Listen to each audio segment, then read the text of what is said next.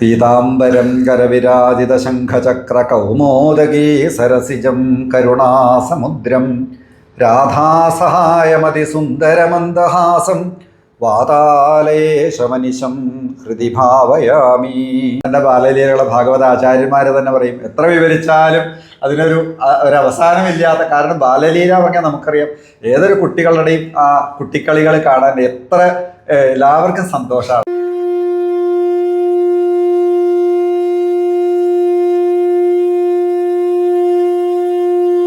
കൃഷ്ണ ഗുരുവായൂരപ്പ ശരണം.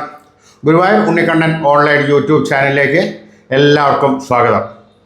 ഇന്ന് നമ്മളോടുള്ള വിശിഷ്ട വ്യക്തിയാണ് ശ്രീ ഗുരുവായൂരപ്പന്, ഉണ്ണിക്കണ്ണന് അത്രയും ഇഷ്ടപ്പെട്ട ഗുരുവായൂരപ്പൻ്റെ നിയുക്ത മേൽശാന്തി തെക്കുംപറമ്പ് നാരായണൻ നമ്പൂതിരിയാണ്.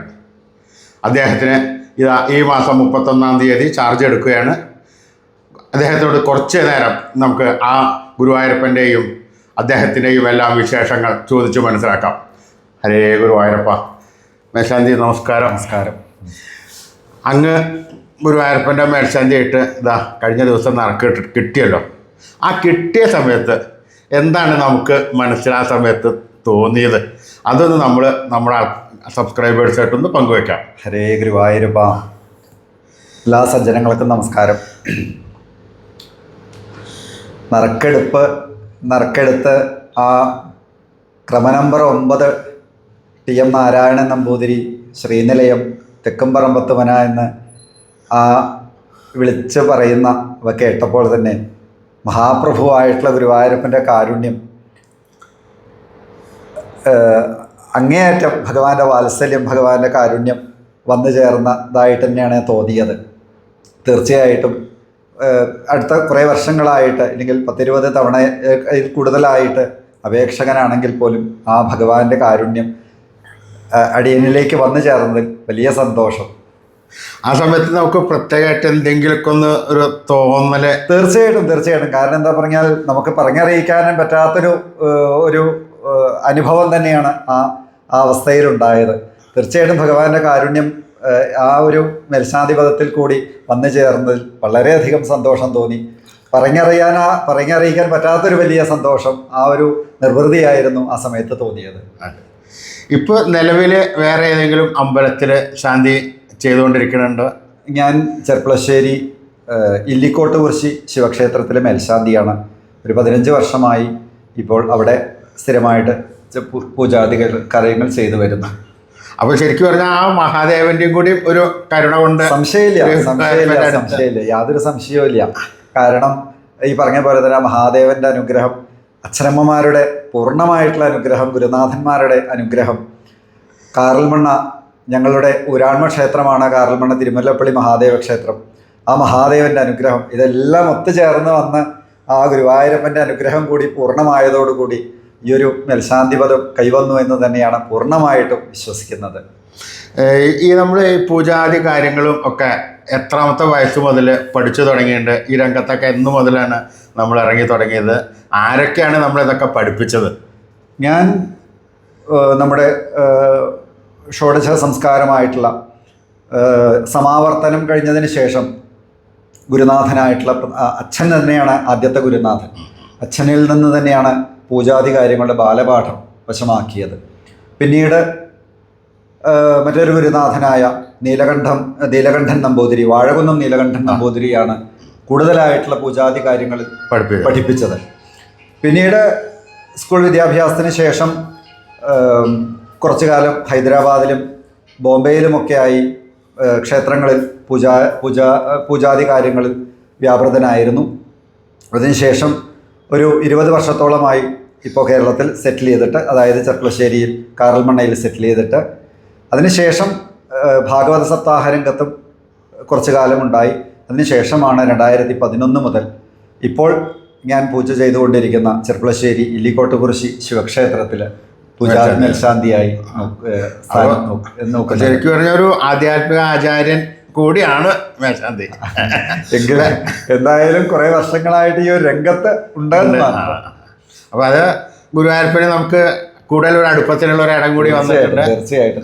അതിനേക്കാൾ ഒരു വലിയ മഹാഭാഗ്യമായിട്ട് ഞാൻ കരുതുന്നതും ഈ കാറൽമണ്ണ ഞങ്ങളുടെ ഉരാൺമ ക്ഷേത്രമായ കാറൽമണ്ണ തിരുമല്ലപ്പള്ളി ക്ഷേത്രത്തിൻ്റെ കീഴേടമായ മൂർക്കത്ത് മഹാവിഷ്ണു ക്ഷേത്രത്തിൽ ഇപ്പോൾ കഴിഞ്ഞ തിരുവോണ ദിനം മുതൽ ഭഗവാന്റെ ജന്മദിനമായ അഷ്ടമിരോഹിണി ഉൾപ്പെടുന്ന 10 ദിവസങ്ങളിലായി വളരെ ഗംഭീരമായി ഒരു ദശാവതാര ചന്ദന ചാർത്ത് മഹോത്സവം നടക്കുകയുണ്ടായി. ആ ഭഗവാന്റെ 10 അവതാരാദികൾ ആ ചന്ദനത്തിൽ ചാർത്തി ഭഗവാനെ അലങ്കരിച്ചുകൊണ്ട് ആ ഒരു 10 ദിവസത്തെ ഈ ദശാവതാര ചന്ദന ചാർത്തിന് മുൻകൈ എടുത്തുകൊണ്ട് പ്രവർത്തിക്കാൻ സാധിച്ചു എന്നതും ഈ ഒരു മേൽശാധിപത്യത്തിലെത്താൻ ഭഗവാൻ അനുഗ്രഹിച്ചു എന്ന് തന്നെയാണ് ഞാൻ ദശാവതാര ചാർത്ത് ശരിക്കും പറഞ്ഞാൽ ഗുരുവായൂർ അമ്പലത്തിലെ മുൻ മേശാന്തിമാരായിരുന്നു അത് നടത്തിയതും ഒരു പ്രത്യേകത തന്നെയാണ്. അപ്പൊ അത് ഒക്കെ കൂടിയിട്ട് അതിനുശേഷം ഭഗവാന്റെ ഒരു കാരുണ്യം നമ്മൾക്ക് വർഷിച്ചു. തീർച്ചയായിട്ടും അങ്ങനെ തന്നെ വേണം പറയാൻ. കാരണം അതിന് ഈ 10 ദിവസങ്ങളിലും വിശേഷാൽ അവതാര പൂജകൾക്ക് നേതൃത്വം കൊടുത്തത് കൂടുതലും ഗുരുവായൂർ മുൻ മേൽശാന്തിമാരും ശബരിമലയിൽ മുൻ മേൽശാന്തിമാരും ഒക്കെ ആയിട്ടുള്ള ആചാര്യന്മാർ തന്നെയായിരുന്നു. പിന്നെ അതുമാത്രമല്ല, നമ്മുടെ ഈ വാട്സപ്പ് ഗ്രൂപ്പ് ഒരു അഷ്ടപതി പഠിപ്പിക്കുന്നുണ്ട്. ആ അഷ്ടപതിയുടെ ഒരു ഗ്രൂപ്പിൻ്റെ ഒരു സമർപ്പണം കൂടി ആ അമ്പലത്തിൽ വെച്ച് നടത്താം. തീർച്ചയായിട്ടും ഈ ഒരു ദശാവതാര ചന്ദന ചാർത്ത സമയത്ത് ഈ അഷ്ടപതി ഗ്രൂപ്പിന്റെ ഒരു സമർപ്പണം കൂടി അവിടെ ഉണ്ടായി എന്നുള്ളതും അതിന് വലിയൊരു മഹാഭാഗ്യം. അതിന് മേശാന്തിയാണ് വളരെ മുൻകൈ എടുത്ത് അത് ഗംഭീരമാക്കി നടത്തിയത്. തീർച്ചയായിട്ടും അതെല്ലാം ഗുരുവായൂരപ്പൻ ഒത്തുചേർത്ത് അത് കൂട്ടിച്ചേർത്ത് നമുക്ക് ആ ഒരു വലിയൊരു ഒരു മഹോത്സവമാക്കി തന്നു തന്നെ വേണം. അതെ അതെ. അപ്പോൾ ഇനിയിപ്പോൾ നമ്മളേ ഗുരുവായൂരപ്പൻ്റെ മേൽശാന്തിയായിട്ട് ഏതായാലും ചെയ്യാനാണല്ലോ. അപ്പോൾ എന്തെങ്കിലും തരത്തിൽ നമുക്ക് ഒരു എന്ന വിധത്തിലായാലോ ഒരു മുൻ ധാരണകളോ മറ്റതോ അങ്ങനെ വല്ലതും അതൊന്നും ഉണ്ടാവും? ഒരു മുൻധാരണകളും ഇല്ല. എല്ലാം ഭഗവാൻ വേണ്ട രീതിയിൽ കൊണ്ടു നിറച്ച് തരട്ടെ പ്രാർത്ഥന മാത്രമേ ഇതിലുള്ള. ഭഗവാൻ എല്ലാം ഭംഗിയായിട്ട് ഈ 6 മാസം കൊണ്ട് നടത്തണം എന്നുള്ള ഒരു പ്രാർത്ഥനയോട് കൂടിയിട്ട്. പിന്നെ നമ്മുടെ കുറച്ച് കുടുംബവിശേഷം ആരൊക്കെ, കുട്ടികൾ, അച്ഛന്മാർ ഒക്കെ? അമ്മ ഇപ്പോൾ കൂടെ ഉണ്ട്, അച്ഛൻ മരിച്ചു, അമ്മ കൂടെ ഉണ്ട്. പിന്നെ ഭാര്യ ശ്രീജ എന്നാണ് പേര്, ചെർപ്പശ്ശേരിക്ക് അടുത്ത് തന്നെ മാങ്ങോട് സ്കൂളിൽ ടീച്ചറായിട്ട് ജോലി ചെയ്യുന്നു. മകൻ ശ്രീനാഥ് എന്നാണ് പേര്. അയാളിപ്പോൾ പഠനത്തിന് ശേഷം ബാംഗ്ലൂർ ഒരു ഫാർമ കമ്പനിയിൽ ജോലി ചെയ്യുന്നു. പിന്നെ സഹോദരങ്ങളെല്ലാവരും ഉണ്ട് തറവാട്ടിലെല്ലാവരും. ഈ സഹോദരങ്ങൾ ആരെങ്കിലും ഗുരുവായൂരപ്പൻ്റെ മേൽശാന്തിയായിട്ട്? തീർച്ചയായിട്ടും. കാരണം 2011 എൻ്റെ അനുജനായ നിലവിലെ ചെർപ്പശ്ശേരി അയ്യപ്പക്ഷേത്രം അയ്യപ്പൻകാവ് മേൽശാന്തി ഉണ്ണികൃഷ്ണൻ നമ്പൂതിരി 2011 ഇതേ കാലയളവിൽ ഈ ഏപ്രിൽ മാസത്തിൽ തുടങ്ങുന്ന കാലയളവിൽ തന്നെ മേൽശാന്തി ആയിരുന്നു എന്നുള്ളതും ആ അദ്ദേഹത്തിന്റെ മേൽശാന്തി കാലത്ത് ഭഗവാനെ 6 മാസം ഇവിടെ വന്ന് പൂജ ചെയ്യാൻ സാധിച്ചു എന്നുള്ളതും തീർച്ചയായിട്ടും ഭഗവാനോടുള്ള ഒരു അതൊക്കെ ഭഗവാന്റെ കാര്യത്തിൽ ഒരു പ്ലസ് പോയിന്റ് ആയിട്ട് സംശയമില്ല. അദ്ദേഹം പിന്നെ ശബരിമല മേൽശാന്തി 2016-17 കാലഘട്ടത്തിലെ ശബരിമലയിലും മേൽശാന്തിയായി. ഇതിൽ എടുത്തു പറയേണ്ട ചില കാര്യങ്ങളെ പറഞ്ഞാൽ ഗുരുവായൂരും ശബരിമലയിലും മേൽശാന്തി ആയവര് 5 പേരേ ഉള്ളൂ എന്നാണ് ഇപ്പോൾ നിലവിൽ അറിയാൻ കഴിഞ്ഞത്. അതൊരു വലിയ ഗുരുവായൂരും ശബരിമലയും കൂടി 2 മഹാക്ഷേത്രങ്ങളിലും മേൽശാന്തിയായിരിക്കുക എന്ന് പറഞ്ഞാൽ അതും വലിയൊരു പുണ്യം. ഒന്നും കൂടി പറയാം, ഇനി നമുക്കിപ്പോൾ ഇവിടെ നമ്മുടെ ഗുരുവായൂരപ്പൻ്റെ മേൽശാന്തിയായിട്ട് ഇത് കഴിഞ്ഞു. ഇനി നമുക്കും ഇതേമാതിരി ശബരിമലയിലും കൂടി ഒരു മേൽശാന്തി പദം അലങ്കരിക്കാനുള്ള ഒരു യോഗം ശ്രീ ഗുരുവായൂരപ്പൻ ഉണ്ടാക്കി തരണം. ഗുരുവായൂരപ്പനും 5 എന്നുള്ളത് നമുക്കൊരു 6 കേൾക്കണം. തീർച്ചയായിട്ടും അതൊക്കെ എല്ലാം ഭഗവാന്റെ അനുഗ്രഹം അതിലേക്ക് ഉണ്ടാവട്ടെ എന്ന് പ്രാർത്ഥിക്കുന്നു. അതെ. പിന്നെ ആധ്യാത്മിക രംഗത്തിലൊക്കെ ഉള്ളതാണല്ലോ. അപ്പോൾ ചെറുതായിട്ട് കൃഷ്ണനെ പറ്റിയിട്ടോ ഗുരുവായൂരപ്പൻ ചെറിയൊരു ചെറുകഥ മാതിരിയോ എന്തെങ്കിലും ഒന്ന്, ഭഗവാന്റെ ഒരു ബാലലീലയോ അങ്ങനെ എന്തെങ്കിലും ഒന്ന് എല്ലാവർക്കും താല്പര്യം ഉണ്ടാവും. ഭഗവാന്റെ ബാലലീല പറഞ്ഞാൽ എത്ര പറഞ്ഞാലും തീരാത്ത കാര്യമാണ്. ഉണ്ണിക്കണ്ണന്റെ ബാലലീലകളെ ഭാഗവത ആചാര്യന്മാര് തന്നെ പറയും, എത്ര വിവരിച്ചാലും അതിനൊരു അവസാനമില്ലാത്ത. കാരണം ബാലലീല പറഞ്ഞാൽ നമുക്കറിയാം ഏതൊരു കുട്ടികളുടെയും ആ കുട്ടിക്കളികൾ കാണാൻ എത്ര എല്ലാവർക്കും സന്തോഷമാണ്. ഒരു പ്രാവശ്യം പറഞ്ഞു കഴിഞ്ഞാൽ പിന്നെ വരുമ്പോൾ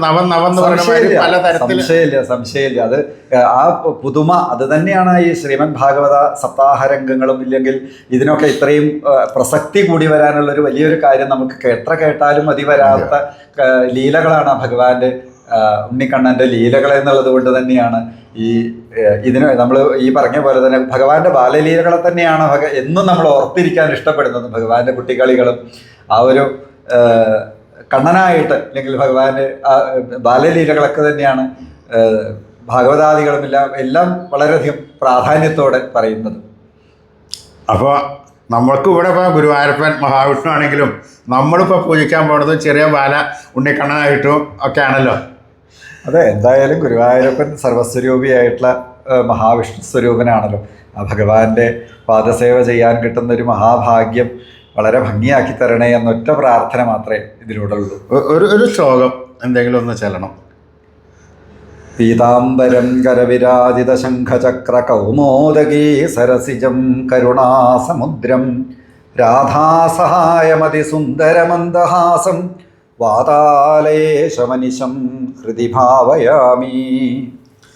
അപ്പോൾ ഇത്രയും നേരം വിലപ്പെട്ട സമയം നമുക്ക് വേണ്ടിയിട്ട് മേശാന്തി അനുവദിച്ചു തന്നതിന് ഗുരുവായൂരപ്പനോട് കാരുണ്യം കൊണ്ടാണ് പറ്റിയത്. ഇദ്ദേഹത്തിന് ഇതാ ഈ മാർച്ച് 31 രാത്രി അത്താഴപൂജ കഴിഞ്ഞ് തൃപ്പ കഴിഞ്ഞാൽ ചാർജ് എടുക്കുകയാണ്. 6 മാസക്കാലമാണ് അദ്ദേഹത്തിൻ്റെ ചാർജ്. യാതൊരു തരത്തിലുള്ള വിഘ്നങ്ങളും വരാതെ ശ്രീ ഗുരുവായൂർ ഒപ്പം കൊണ്ടു നടക്കാൻ ഉള്ള ഒരു ഭഗവാൻ കാണിക്കണം. യാതൊരു തരത്തിലുള്ള തെറ്റുകുറ്റങ്ങളും വരാതെ ഇരിക്കാൻ ഭഗവാൻ ശ്രമിക്കും. അത് നമുക്കൊക്കെ ഉറപ്പാണ്. എന്നാലും നല്ല രീതിയിൽ ഈ 6 മാസക്കാലം കൊണ്ടു നടത്താൻ ശ്രീ ഗുരുവായൂരപ്പൻ അനുഗ്രഹിക്കട്ടെ എന്ന് പ്രാർത്ഥിച്ചുകൊണ്ട് ഹരേ ഗുരുവായൂരപ്പ ശരണം.